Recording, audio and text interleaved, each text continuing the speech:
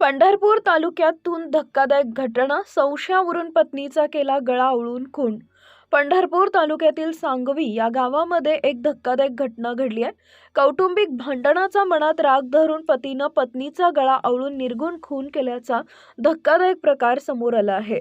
हकीकत अशी की कैलास लासू मायसे व त्यांची पत्नी मीनाबाई कैलास मायसे हे सहकुटुंब धुळे जिल्ह्यातून पंढरपूर तालुक्यातील सांगवी या गावामध्ये ऊसतोड कामगार म्हणून काम करण्यासाठी आले होते।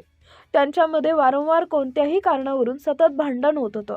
दिनांक 16 डिसेंबर 2025 रोजी सायंकाळी 7 ते 9 च्या सुमारास त्यांचं भांडण सुरू झालं व कैलासने त्यांची पत्नी मीनाबाई कैलास मायसे हिचा अज्ञात हत्यारानं गळा आवळून निर्घृण खून केल्याची घटना समोर आली असून करकंब पोलीस ठाण्यामध्ये फिर्यादी मीनाबाईचे भाऊ अनिल साहेबराव सोनवणे यांनी मीनाबाई कैलास मायसे यांचे पती कैलास लासू मायसे याच्या विरोधात करकंब पोलीस ठाण्यामध्ये फिर्याद दिली आहे।